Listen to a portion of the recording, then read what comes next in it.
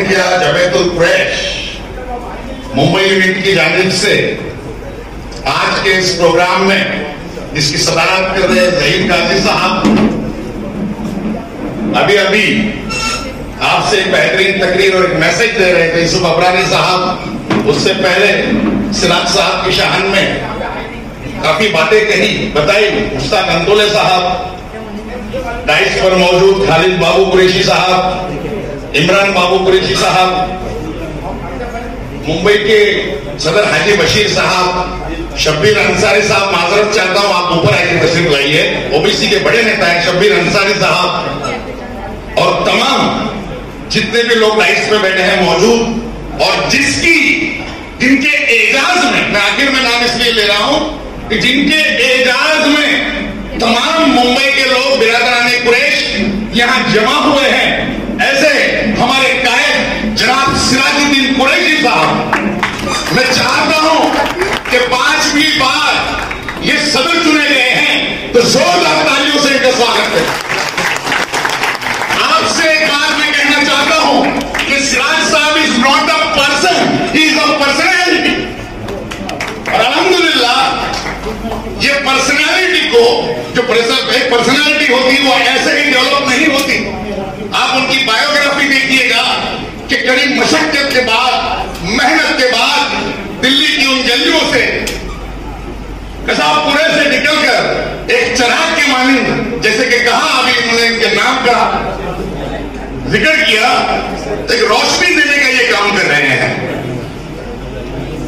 और ये बात सही है, आज उनकी जो शख्सियत है, उनकी जो काबिलियत है, उनसे हम सब वाकिफ हैं। ये सिराज साहब की काबिलियत ही है जो 5वीं बार इन्हें सदर मुनक्किद किया गया। ये सिराज साहब की काबिलियत ही है जो 3 बार इंडिया इस्लामिक कल्चर सेंटर का सदर उन्हें चुना गया। और ये उनकी काबिलियत थी कि बिजनेस के अंदर भी चुनिंदा लोगों को विश्व भर से, पूरी दुनिया में, उस बराक ओबामा में प्रेसिडेंट ने जो व्हाइट हाउस से न्योता दिया, उस सिराज साहब को न्योता दिया। हमें बड़ा फक्र होता है कि उनकी क़यादत में हम लोग काम कर रहे हैं। मेरे दोस्तों, बेहद आज का जो ये हम एजाज के लिए प्रोग्राम उनका फेलिसिटेट करने के लिए आए हैं, मगर मैं चाहता हूं कि ये जो जगह है खिलाफत हाउस, यहां से बिरादरान मिल्लत और तमाम मिल्लत एक मैसेज लेके जाए कि ये खिलाफत हाउस का बहुत बड़ा इतिहास रहा है। इसकी नींव के लिए मुझे बताने की वो जरूरत नहीं।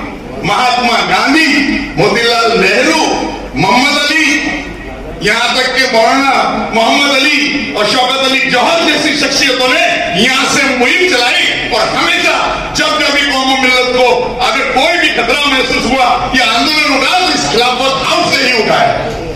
एक मैसेज आप लोग यहां से लेके जाओ कि कौम में हम किस तरह इत्तेहाद कायम करें। आज मेरे दोस्तों, कौम में सिर्फ और सिर्फ इत्तेहाद कायम करने की जरूरत है। ये अशार में आपसे कहूंगा, क्योंकि जो मैं पैगाम देना चाहता हूं इन्हीं अशारों में, क्योंकि आज आप तो लोग सब जिम्मेदार लोग साथी यहां बैठे हुए हैं, मगर वीडियो बन रहे हैं। मेरी बात तमाम महाराष्ट्र के नहीं, दिगर सूबों में ये आवाज पहुंचेगी। और मैं ये मैसेज देना चाहता हूं पूरी कौम को, पूरी मिल्लत को, कि हम एक हो जाएं और नेक हो जाएं। क्योंकि देश के हालात चारों तरफ ऐसे हैं कि आप बखूबी जानते हो।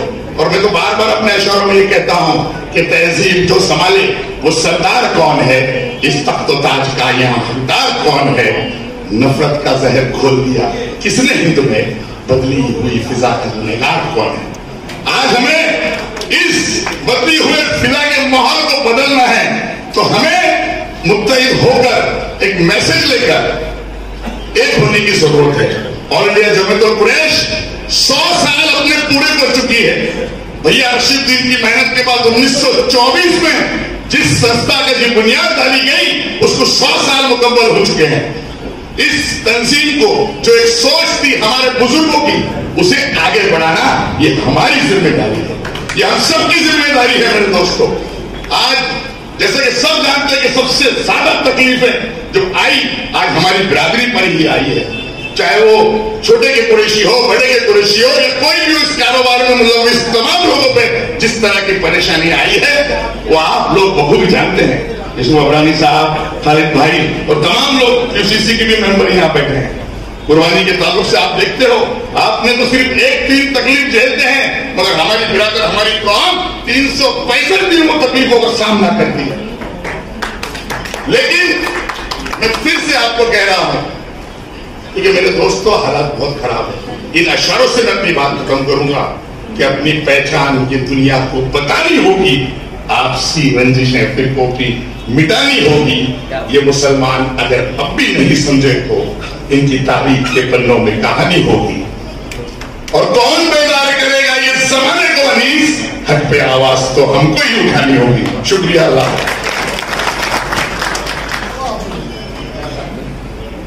जनाब